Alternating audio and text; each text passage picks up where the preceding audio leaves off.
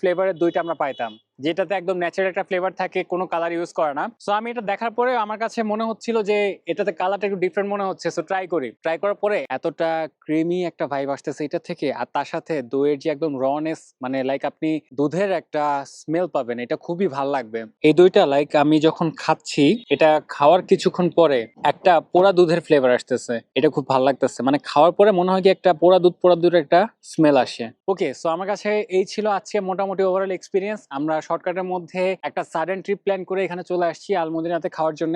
এই বেলাই বিল বা বিল বেলাই, এটার আশপাশ দিয়ে অনেকগুলোই মাছের হোটেল আছে, বাট আমি মোটামুটি আলমদিনা নামটা অনেক শুনছি।